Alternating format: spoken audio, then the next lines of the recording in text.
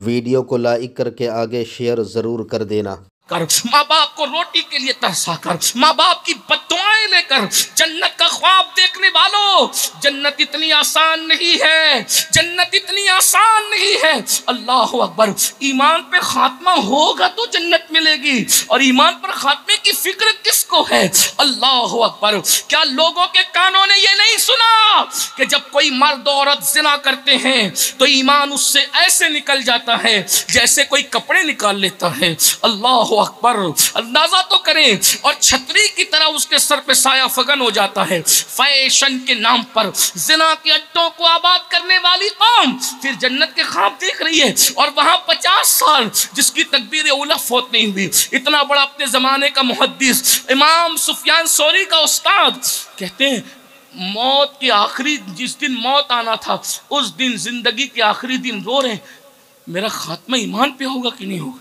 इमाम सुफियान सौरी कहते हैं, अल्लाह जिसकी 50 साल तक की तकदीर उलफ फौत नहीं हुई, उसको अपने ईमान पे खात्मे की कोई गारंटी नहीं है, मेरा क्या बनेगा।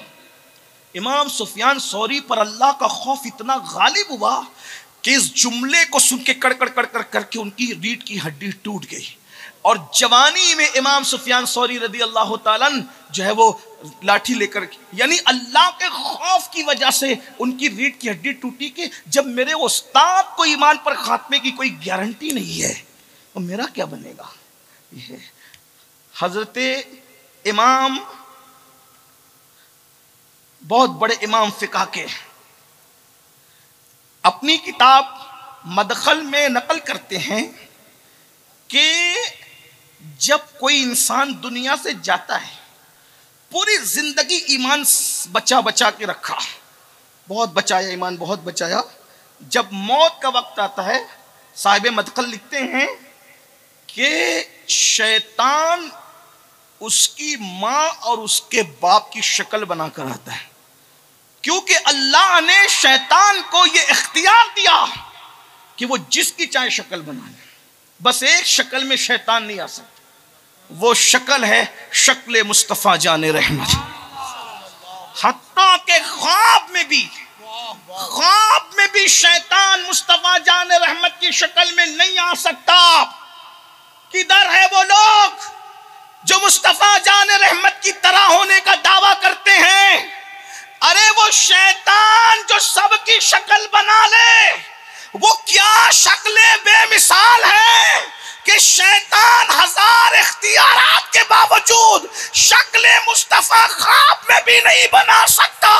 उस शक्ल मुस्तफा की बेमिसलियत का आलम क्या होगा?